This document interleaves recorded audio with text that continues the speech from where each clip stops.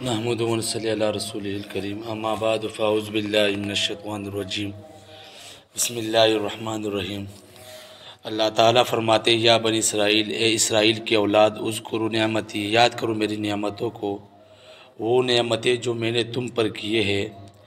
یاد کرنے کا مطلب یہ ہے کہ شکر ادا کرو میری نعمتوں کو، وَأَوْفُوا بِعَهْدِي، اور پورا کرو میرے عہد کو جو میں نے تمہارے ساتھ کیا ہے۔ اوفی بعہدکم، اور میں پورا کروں گا تمہارے وعدوں کو جو میں نے کیے ہیں۔ یہاں پر اجمال ہے، چھٹے سپارے میں اس کی پوری تفصیل آ رہی ہے۔ فرمایا وَلَقَدْ أَخَذَ اللَّهُ مِيثَاقَ بَنِي اسرائیل، البتہ تحقیق پختہ عہد لیا ہے اللہ تعالیٰ نے بنی اسرائیل سے۔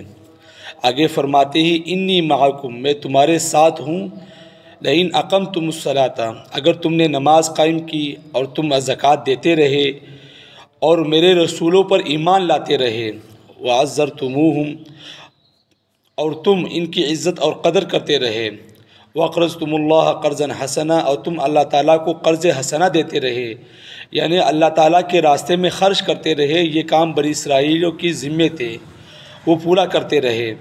اوفی بعہدکم، اور میں نے جو تمہارے ساتھ وعدہ کیا ہے اے بنی اسرائیلو، میں وہ وعدہ پورا کروں گا۔ ٹھیک ہے نا، اللہ تعالیٰ نے فرمایا کہ تم میرا وعدہ پورا کرو، یعنی نماز قائم کرو، زکوٰۃ دیتے رہو اور اللہ تعالیٰ کے راستے میں خرچ کرتے رہو۔ تو یہ تمہارا کام ہے۔ تو میرا کام یہ ہے لَأُكَفِّرَنَّ عَنْكُمْ سَيِّئَاتِكُمْ، کہ البتہ میں ضرور مٹا دوں گا تمہاری خطاؤں کو۔ لَأُدْخِلَنَّكُمْ، اور میں تمہیں ضرور داخل کروں گا جنات تجری من تحتها الانہار، ان باغوں میں جن کے نیچے نہریں بہتی ہوں گی۔ ٹھیک ہے نا، تو اللہ تعالیٰ نے کہا تم نماز زکوٰۃ ادا کرتے رہو اور صدقات کرتے رہو، تو میں تمہارے ساتھ یہ کر دوں گا، پھر تمہارے گناہ وہ مٹا دوں گا اور تمہیں جنت میں داخل کر دوں گا۔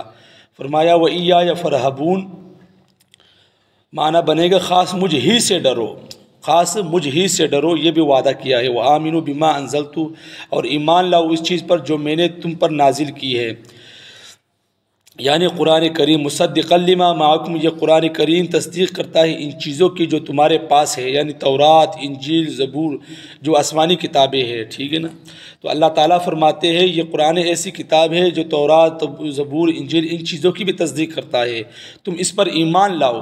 ولا تکونوا اول کافر بھی، اور نہ ہو جاؤ تم پہلے منکر اس کے۔